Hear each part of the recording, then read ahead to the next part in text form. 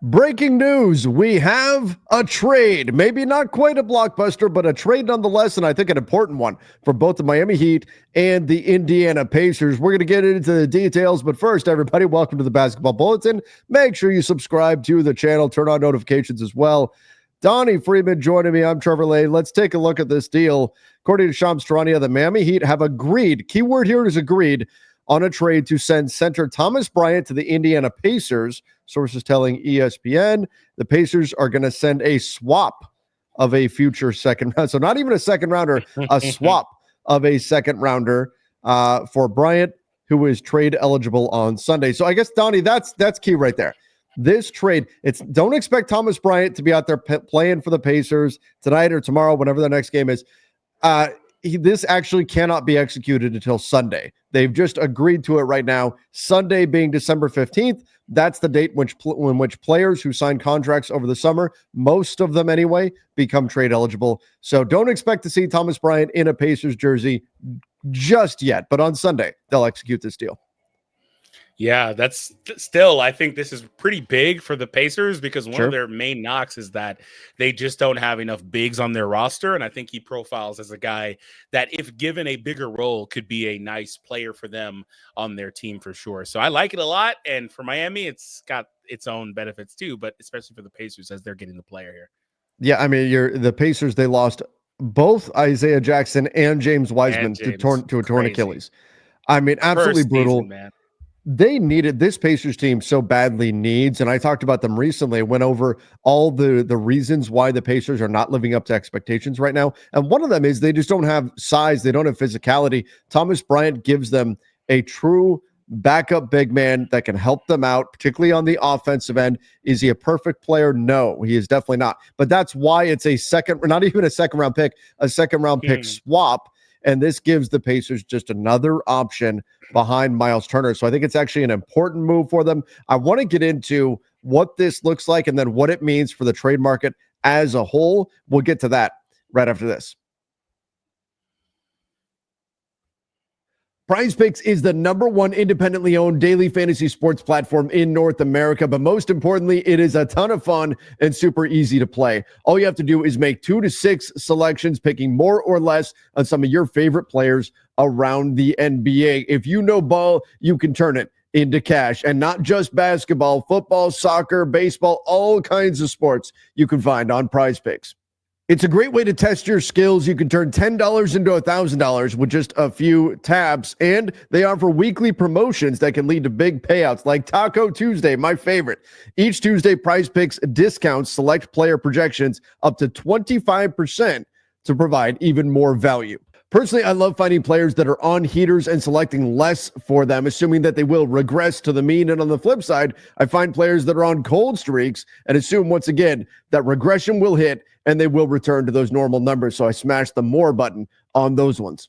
We always appreciate it when you support the companies that help support us. So you head over to prizepicks.com. You can use the link in the description down below and then use the code Bulletin and you'll get a guaranteed $50 when you play $5. That's right, a guaranteed $50 when you play $5 for using our code Bulletin and the link in the description down below. Head over to prizepicks.com. Daily fantasy sports made easy. All right, and again, that code is Bulletin over on PrizePicks. We dropped the link in the description down below so you guys can check that out if you want to play some daily fantasy sports. Again, super easy, just like Basketball Bulletin, that code, it is Bulletin. All right, so let's get into this deal, what it looks like, and then what does this mean for the trade market? Because I know a lot of teams are in the market for a big right now. What does this mean for the trade market as a whole? We'll talk about that as well, but pretty simple when we're looking at this deal, and this is what I actually think is going to happen here. You've got here on Spot Track, which is the best place to break down trades and to run the trade machine because they've got all of the new CBA rules that are in place. If you try to send just Thomas Bryant to the Pacers and the Heat get a second round pick, it's obviously going to fail. So what is most likely actually going to happen is we're going to see, most likely it's going to be James Wiseman will go to the Miami Heat. You could see another salary added in there. Maybe it'll have to be a lower salary player. that you have to throw in. But the bottom line is that you're going to get something is going to have to go back to the Miami Heat in order to make the trade work in terms of making it a workable deal under the cap. Maybe there's going to be another player or something added in from the Heat side. Of course, the bottom line being that Thomas Bryant will wind up with the Pacers. The Heat move on from him. He wasn't getting a lot of minutes in Miami to begin with. And Donnie, let's take a look at this. This is what Thomas Bryant has produced this year for the Heat. He's only appeared in 10 games, 4 boards. 3.2 boards, 4 points. He can shoot the three, but never really has high enough volume to make a big impact there. But you can see from his season with the Lakers a few years ago, put up 12 and 7. When he gets opportunities, he can put up numbers, particularly as an offensive player. Although, Donnie, we were talking about this before we came on the air. Defensively, there's some limitations there. Yeah. One thing, having watched every game that Laker year prior and there was a stretch where he was the primary center because Anthony Davis was out. And so they gave him a good bit of burn, which is why he looked awesome that year in terms of statistically. But one thing I noticed was that it's not that he couldn't, I don't think, play defense. He was in the right positions. He was getting hands up, but he had terrible luck. I thought they always made it over the top of him. He just wasn't blocking those shots. And that was a big deal because it felt like ultimately he gave back most of what he scored for you. But regardless, I thought he was awesome. And one thing that really strikes me is that he doesn't have great volume on the threes. I'd like to see him closer to 3 to see if it's truly real. He's got enough seasons where he's at 44 or so % that, if you're closer to 3, 4, 5 per game, like most modern stretch bigs are, then I think we'd see if it's truly real. But I think it probably is. But regardless, though, one thing I thought was pretty interesting was that he's super efficient regardless of that. He does not miss a lot of the shots he takes. He takes great shots that he is going to, be able to knock down for you. So I think that's huge. And like I said earlier, I think that he is a player that could really help the team. Like we talk about the Pacers, there's a lot of reasons as to why they're not performing the way that they did previously. Some people are arguing they had like a Cinderella season last year where it's just kind of like they're the Hawks from a few years ago where everything kind of broke their way and they were super good. But one thing I noticed is that they're not scoring the same way. And a lot of it also falls on Tyrese. Like if he's not looking like the next superstar in the league, I think that matters a ton, regardless of the conference they play in. But they're not scoring as well across the board. And I think he's going to help them a lot with that. One of the main reasons that I think that, he's going to be able to do that is because I don't know that they've got a lot of guys of his archetype. And also, I don't think there's a lot of drop off offensively anyway when you go from Miles Turner to Thomas Bryant. I think that both of those guys can function in your system a similar way as they both are stretch big archetype players. So that's where I think they'd be fine. But their defense obviously is also not great. So that's where things can get a little bit wonky when you go into how are you going to defend these teams. But currently right now, I'm just pulling up their numbers. They're 15th in offense, 25th in defense, 7th in pace. But last year, those numbers looked very different. They were 2nd in pace, 2nd in offense, and 24th in defense. But their net rating was larger because they were getting up and down and they were scoring. So I think that for this team, they don't have the personnel to truly be a great defensive team. So leaning into the offense will be a big bonus for them. And I think he does that. Yeah, I agree with that 100%. You look at Thomas Bryant, you look at his points per shot attempt, that Lakers run that we were talking about. You can see when he's unleashed, he could, the points per shot attempt, my God, 95th percentile is with the Lakers, 99th percentile with the Wizards at one point. Like, there's something there to him. He's 6'10", so he's not the tallest center, but a 7'6" wingspan. We know that he's not a great defensive, maybe not as good of a defensive player as his wingspan would suggest. He's strong too. He's a bit of a burly center too. I like that. He's a bit of a bruiser.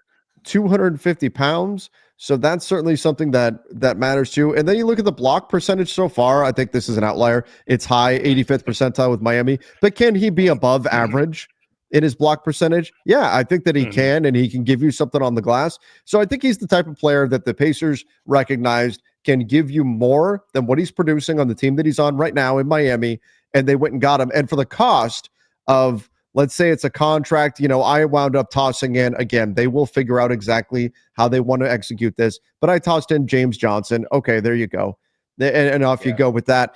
And for the cost of not a second-round pick swap, you're not going to find any better. And if anything, for all the teams that are looking for a big out there on the market right now, I know we hear the names, Jonas Valanciunas, Jakob Poeltl, Robert Williams, Walker Kessler was out there for a bit. Maybe he's off the market now. But for the bigs that are out there on the market, maybe this is a little bit of a sign that there is going to be a drop in price here, because to get not the best player, certainly the weakest of the players I just named, but to get at least rotation, you can play Thomas Bryant for 10 minutes a night, no problem, behind Miles Turner, and expect solid production out of him.